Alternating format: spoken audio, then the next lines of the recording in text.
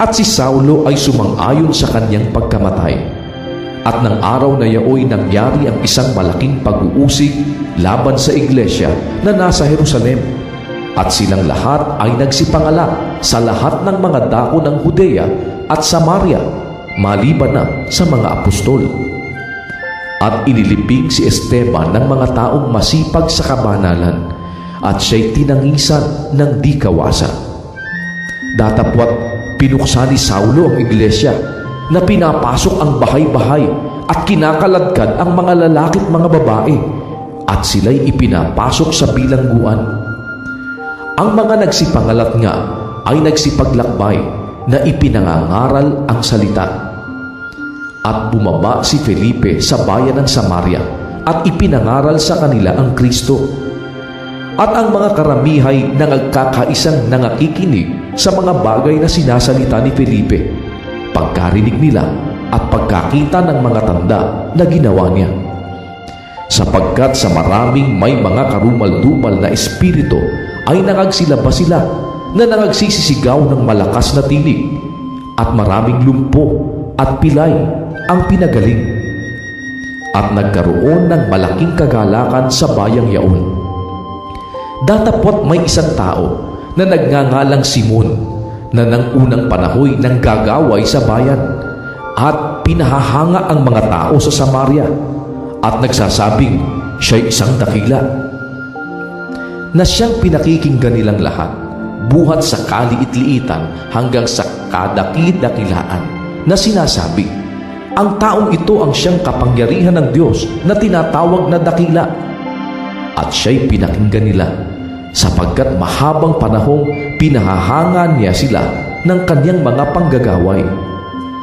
Datapwat nang magsipaniwala sila kay Felipe na nangangaral ng mabubuting balita tungkol sa kaharian ng Diyos at sa pangalan ni Hesukristo, ay nangabautismuhan ang mga lalaki at mga babae.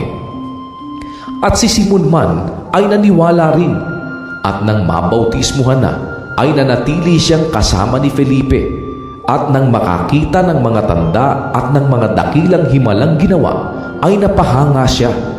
Nang mabalitaan nga ng mga apostol na nasa Jerusalem na tinanggap ng Samaria ang salita ng Diyos, ay sinugo nila sa kanila si Pedro at si Juan, na nang sila'y makalusong, ay ipinanalangin nila sila upang kanilang tanggapin ang Espiritu Santo, sapagkat ito'y hindi pa bumababa sa kaninuman sa kanila, kundi sila'y nangabautismuhan lamang sa pangalan ng Panginoong Hesus.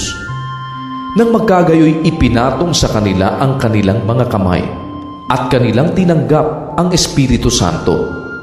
Nang makita nga ni Simon na sa pamamagitan ng pagpapatong ng mga kamay ng mga apostol ay ibinigay ang Espiritu Santo, ay inalok niya sila ng salapi, na sinasabi, bigyan naman ninyo ako ng kapangyarihang ito, upang sino mang patungan ko ng aking mga kamay ay tumanggap ng Espiritu Santo. Datapwat sinabi sa kanya ni Pedro, ang iyong salapi mapahamak na kasama mo, sapagkat inisip mong tamuhin ang kaloob ng Diyos sa pamamagitan ng salapi. Wala kang bahagi ni kapalaran man sa bagay na ito, sapagkat ang puso mo'y hindi matuwid sa harap ng Diyos.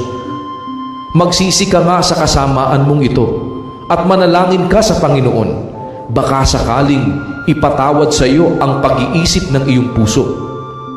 Sapagkat nakikita kong ikaw ay nasa abdo ng kapaitan at sa tali ng katampalasanan.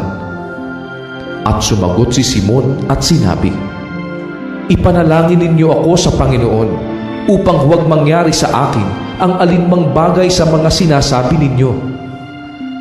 Sila nga, nang makapagpatotoo at masabi na nila ang salita ng Panginoon, ay nangagbalik sa Jerusalem at ipinangaral ang ebanghelyo sa maraming nayon ng mga Samaritano.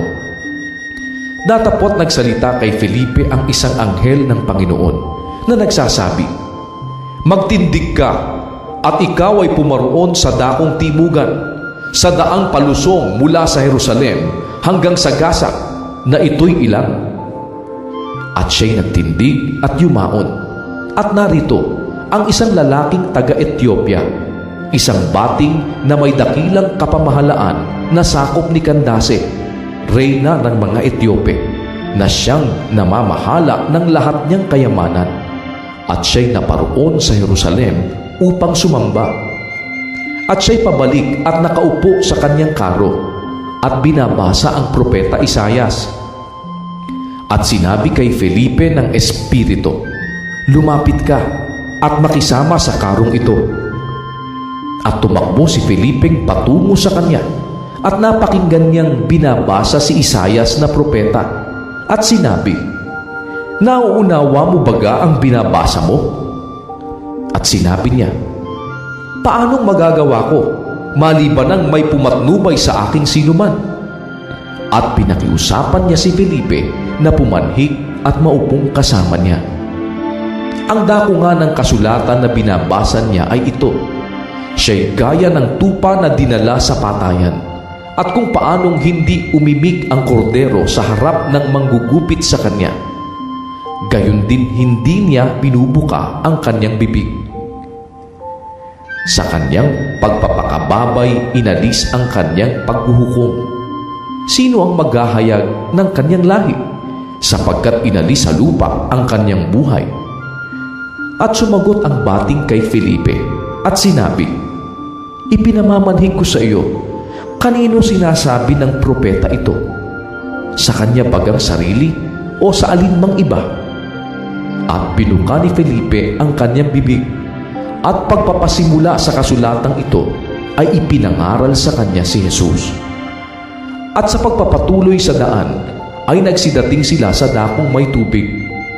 At sinabi ng bating, "Narito ang tubig.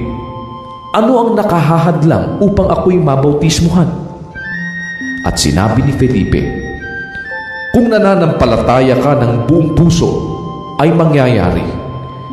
At sumagot siya at sinabi, "Sumasampalataya ako na si Jesucristo ay anak ng Diyos." At ipinag-utos niyang itigil ang karo, at sila'y kapwa lumusong sa tubig, si Felipe at ang bating, at kanyang binautismuhan siya. At nang magsiahon sila sa tubig, ay inagaw si Felipe ng Espiritu ng Panginoon, at hindi na siya nakita ng bating, sapagkat ipinagpatuloy niya ang kanyang lakad na natutuwa. Ngunit nasumpungan si Felipe sa Azoto, at sa pagdadaan ay ipinangaral niya ang ebanghelyo sa lahat ng mga bayan hanggang sa dumating siya sa Cesarea.